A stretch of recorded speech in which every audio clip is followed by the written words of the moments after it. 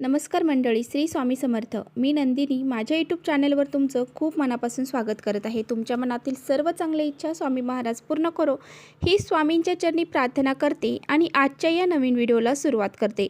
तर उद्या वार आहे गुरुवार आणि 28 मार्च. तर या दिवशी आलेली आहे फाल्गुन महिन्यातील कृष्ण पक्षातील संकष्टी चतुर्थी. चतुर्थी ही गणपती बाप्पांना समर्पित असते.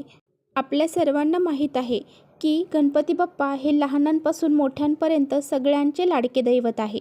त्यामुळे त्यांच्या आवडीच्या वस्तू आपण जर त्यांना अर्पण केल्या तर सर्वांच्या मनोकामना ते पूर्ण करतात. तर पहा, गणपती बाप्पांना प्रिय असणारे लाल जास्वंदीचे फूल हे आपण गणपती बाप्पांना अर्पण करायचे आहे. त्याचबरोबर गुळ खोबऱ्याचा नैवेद्य, आणि जर तुम्हाला मोदक बनवणं शक्य असेल तर मोदकाचा नैवेद्यसुद्धा तुम्ही गणपती बाप्पांना अर्पण करू शकता.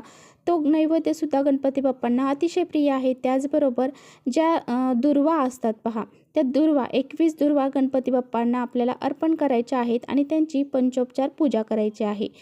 आणि त्याचबरोबर या दिवशी काही उपाय देखील केले जातात. तर अतिशय प्रभावशाली उपाय आजच्या व्हिडिओमध्ये मी तुम्हाला सांगणार आहे.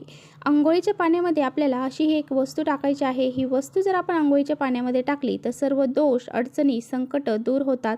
कठीणातील कठीण इच्छा पूर्ण होतात. त्याचबरोबर शत्रुबाधा, कर्णीबाधा, त्याचबरोबर नजर दोष या सर्व गोष्टी दूर होऊन जातात आणि आपल्या घराची, मुलांची, पतीची खूप सारी प्रगती होते आणि आपल्या सर्व मनोकामना पूर्ण होतात. त्यामुळे असा हा एक उपाय आपल्याला आवर्जून उद्या करायचा आहे. हा उपाय कसा करायचा आहे याबद्दलच आजच्या व्हिडिओमध्ये आपण जाणून घेणार आहोत. त्यामुळे व्हिडिओ कुठे स्किप न करता शेवटपर्यंत नक्की बघा, जेणेकरून तुमच्यापर्यंत योग्य ती माहिती पोहोचेल. आपल्या चॅनलवर जर तुम्ही नवीन असाल तर चॅनलला सबस्क्राईब करा आणि असेच माहितीपूर्ण व्हिडिओ पाहण्यासाठी बेल आयकॉनलाही प्रेस करा, म्हणजे मी जेव्हा नवीन व्हिडिओ अपलोड करेन त्याचं नोटिफिकेशन सर्वात अगोदर तुम्हाला भेटेल आणि तुम्ही एकही व्हिडिओ मिस करणार नाही. संकष्टी चतुर्थीच्या दिवशी आपण गणपती बाप्पांचं व्रत करत असतो आणि त्याचबरोबर चतुर्थी आहे.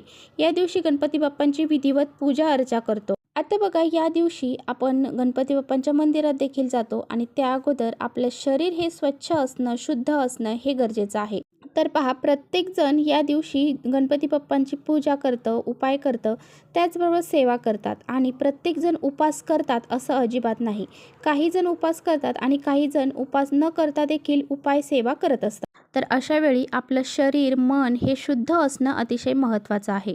त्यामुळेच पहा, अशा विशिष्ट काही तिथी आहेत, चतुर्थी आहे, एकादशी आहे, अमावस्या आहे, पौर्णिमा आहे किंवा इतर कोणतेही सण आहे. तर या सणांच्या दिवशीसुद्धा आपण काहीतरी वस्तू ज्या आहेत तर त्या आंघोळीच्या पाण्यात जर टाकले तर आपलं मन आणि शरीर हे शुद्ध होऊन जातं. आणि हे काही वस्तू जर आपण आंघोळीच्या पाण्यामध्ये टाकल्या तर आपण ज्या सेवा करतो, ज्या पूजा करतो, जे उपाय करतो त्याचे फळ हे आपल्याला प्राप्त होत असतं. बऱ्याच वेळा तुम्ही पाहिलं असेल, आपण बरेच उपाय करतो पण काही उपाय आपले सफल होत नाही.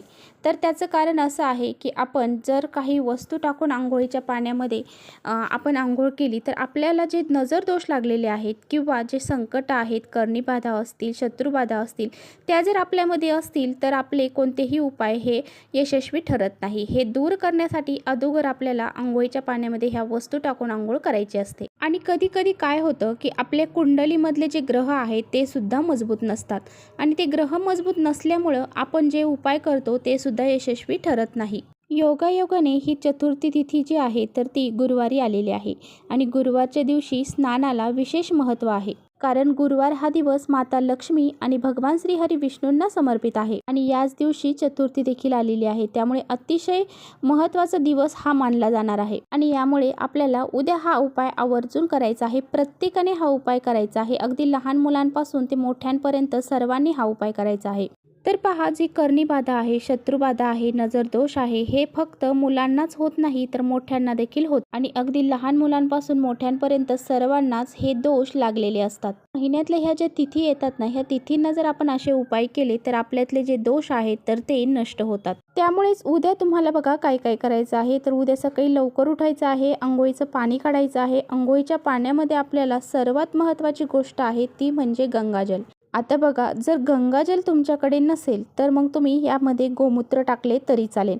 गोमूत्र हे सुद्धा शरीर शुद्धीकरणासाठी अतिशय महत्त्वाचं मानलं जातं। गोमूत्र जर आपण अंघोळीच्या पाण्यामध्ये टाकलं तर आपलं संपूर्ण शरीर हे पवित्र होत असतं। तर पहा, आपण कोणतीही पूजा करताना अगोदर त्या ठिकाणी गोमूत्र शिंपडतो आणि त्यानंतरच त्या पूजेला सुरुवात करतो। इतकं पवित्र हे गोमूत्र मानलं जातं। त्यामुळे 1 चम्मचभर गोमूत्र आपल्याला अंघोळीच्या पाण्यामध्ये टाकायचं आहे, किंवा गंगाजल असेल तर गंगाजल सुद्धा टाकू शकता। त्याचबरोबर आपल्याला या दिवशी गुरुवार आहे आणि गुरुवारच्या दिवशी हळदीला किती महत्त्व आहे आपल्या सर्वांना माहीत आहे। हळद ही भगवान श्री हरिविष्णूंना अतिशय प्रिय आहे आणि हळद जर आपण अंघोळीच्या पाण्यामध्ये टाकली तर आपला गुरुग्रह मजबूत होत असतो। त्यामुळे आपल्याला अंघोळीच्या पाण्यामध्ये चिमूटभर हळद ही टाकायची आहे। गुरुग्रह मजबूत करण्यासाठी आपल्याला हा उपाय करायचा आहे। याबरोबरच आपल्याला यामध्ये टाकायचं आहे लाल चंदन। लाल चंदन हे गणपती बाप्पांना अतिशय प्रिय आहे, त्यामुळे लाल चंदन टाकून आपल्याला अंघोळ करायची आहे। जो व्यक्ती अंघोळीच्या पाण्यामध्ये लाल चंदन टाकतो ते पण चतुर्थीच्या दिवशी, तर त्या व्यक्तींना साक्षात गणपती बाप्पा प्रसन्न होतात आणि त्या व्यक्तींवरती गणपती बाप्पांचे सदैव आशीर्वाद राहतात।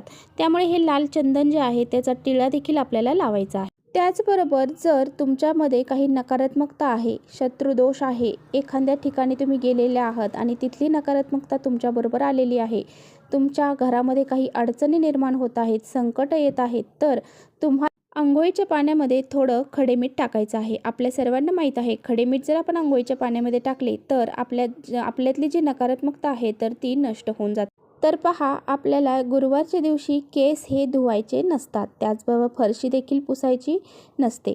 त्यामुळे बघा, आपल्याला या दिवशी केस हे धुवायचे नाहीत। जर स्त्रियांनी केस धुतले तर आपल्या पतीची प्रगती होत नाही, मुलांची प्रगती होत नाही, किंवा आपल्या घराची देखील प्रगतीही होत नाही। त्यामुळे या दिवशी स्त्रियांनी केस हे धुवायचे नाहीत। आता बघा, अंघोळ करताना आपल्याला काही नियम पाळायचे आहेत। तर पहा, स्नान करताना पहिला मग भरायचा आहे आणि तो आपल्या उजव्या खांद्यावरती आपल्याला टाकायचा आहे। दुसरा मग भरून घ्यायचा आहे, डाव्या खांद्यावरती टाकायचा आहे। अशा पद्धतीने आपल्याला अंघोळ ही करायची आहे। डायरेक्ट गुडघ्यावरती किंवा डायरेक्ट डोक्यावरती आपल्याला पाणी हे घालायचं नाही। तर अशा पद्धतीने जसं सांगितलं आहे त्याप्रमाणे आपल्याला स्नान करायचं आहे। तर पहा, अशा पद्धतीने जर तुम्ही स्नान केलं तर तुम्ही जो उपाय करत आहात त्याचं फळ हे तुम्हाला प्राप्त होते, अन्यथा तुम्ही जो उपाय करता त्याचं फळ तुम्हाला प्राप्त होत नाही। त्यामुळे सांगितल्याप्रमाणेच आपल्याला जे स्नानाचे नियम आहेत ते पाळायचे आहेत आणि ज्या वस्तू सांगितल्या आहेत त्या तुम्हाला अंघोळीच्या पाण्यामध्ये टाकायच्या आहेत आणि त्याच पद्धतीने अंघोळ ही करायची आहे। तर चला, इथेच करते व्हिडिओचा एंड। व्हिडिओ आवडला असेल तर नक्की लाईक करा, चॅनलवर नवीन असाल तर चॅनलला सबस्क्राईब करा। परत भेटूया अशा छानशा व्हिडिओसोबत, तोपर्यंत श्री स्वामी समर्थ।